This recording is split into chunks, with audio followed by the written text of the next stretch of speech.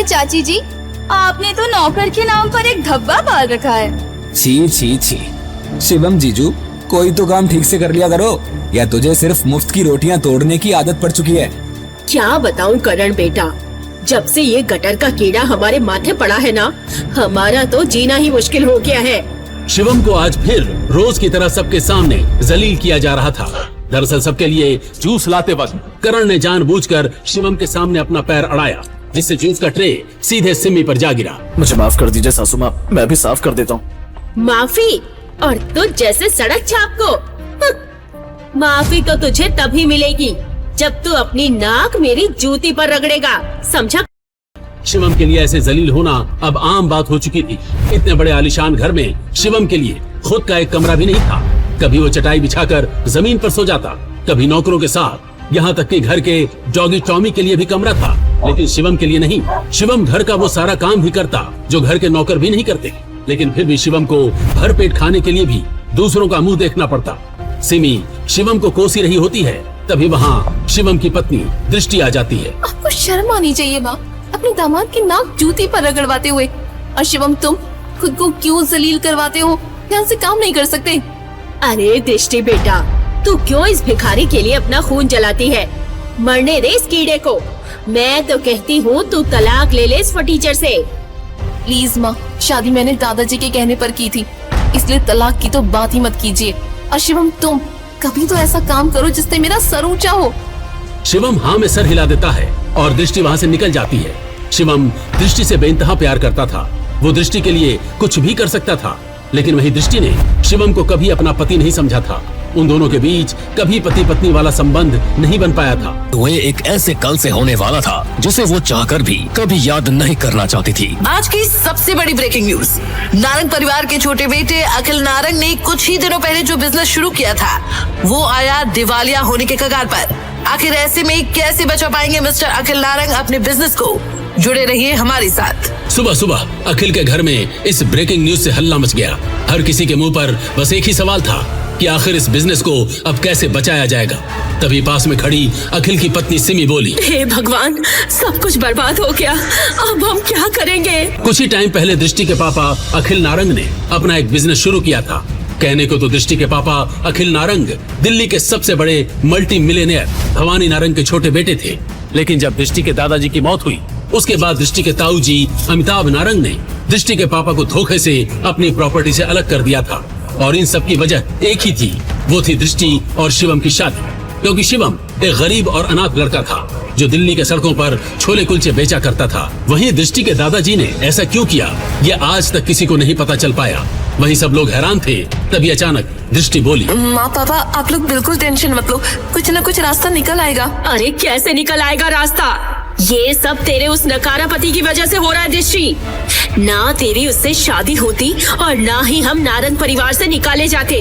अब देख हमें क्या क्या भुगतना पड़ रहा है। लेकिन माँ, इसमें शिवम की क्या गलती? वो तो दृष्टि अपनी बात पूरी कर ही रही थी कि अचानक शिवम वहाँ आ गया। मम्मी जी, वो खबरदार जो अगर मुझे मम्मी जी कहा तो, समझा?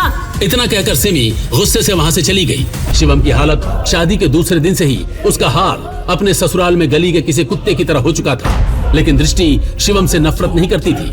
हाँ, वो बात अलग थी कि उसने आज तक उसे अपना पति नहीं माना था। वहीं शाम को दृष्टि परेशान होकर सोच ही रही थी कि वो अपने पापा के बिजनेस को बचाने के लिए क्या कर सकती है कि तभी अचानक उसका फोन बज उठा। हेलो, हाँ कौन? दृष्टि, मैं बोल रहा हूँ ऋषभ। ये नाम सुनकर दृष्टि की आंखें बड़ी हो गई, क्योंकि ऋषभ दृष्टि का एक्स बॉयफ्रेंड था और शिवम से शादी हो जाने के बाद उसने ऋषभ की तरफ कभी पलट कर भी नहीं देखा था। दृष्टि, मैंने अभी अभी अंकल की कंपनी की न्यूज देखी। ये तो बहुत बुरा हुआ यार। मैं तुम्हें एक एड्रेस भेज रहा हूँ, वहाँ आकर मुझसे मिलो। शायद मैं तुम्हारी कुछ मदद कर सकता हूँ। पर कैसे?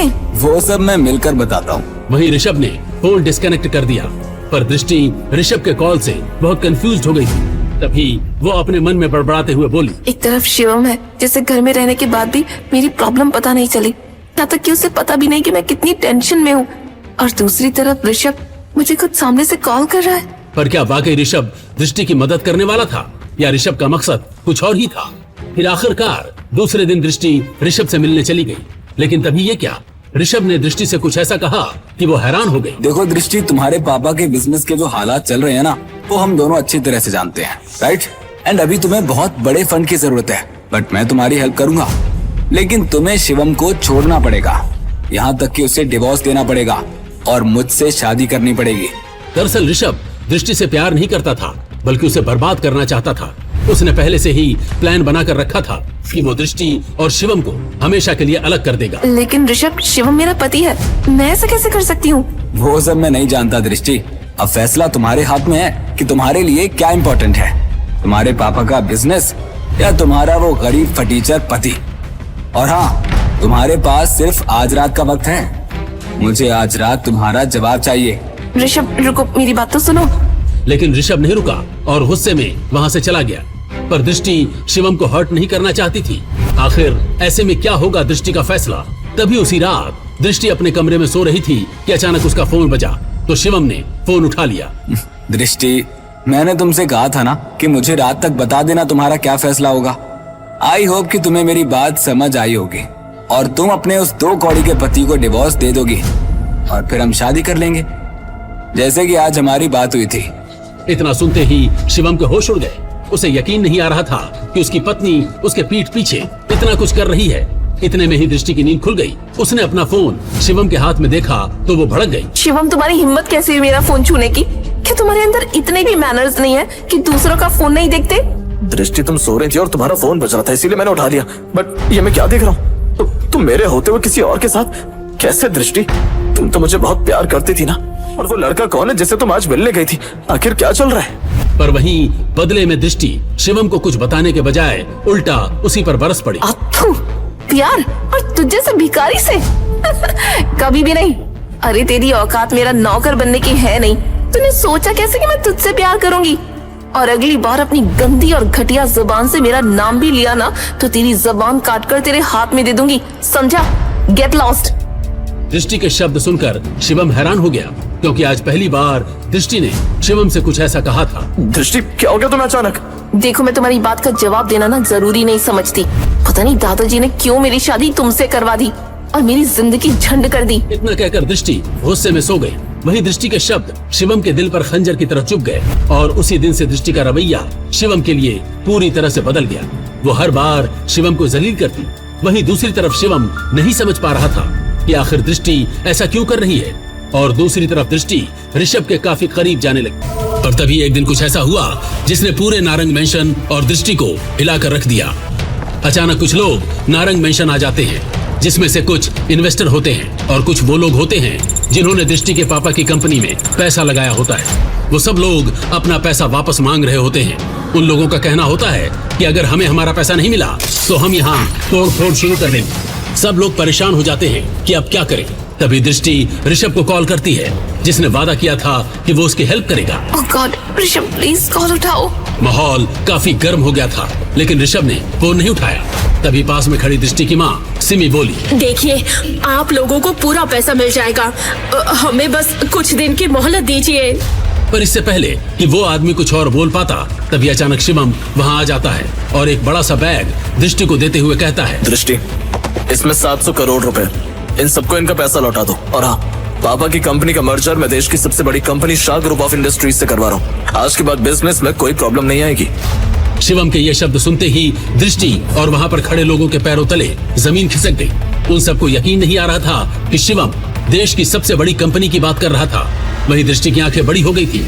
तभी वो अचानक घबराते हुए बोली, 700 करोड़ रुपए तुम्हारे पास कहाँ से आए शिवम? ये सब क्या है? और शाह ग्रुप ऑफ इंडस्ट्रीज से तुम कैसे मर्जर करवा सकते हो हमारी कंपनी का? वो तो इम्पॉसिबल है ना, क्योंकि वो देश की नहीं बल्कि दुनिया की सबसे बड़ी कंपनी है। कौन हो तुम? पर शिवम ने बदले में कुछ नहीं कहा और मुस्कुराने लगा।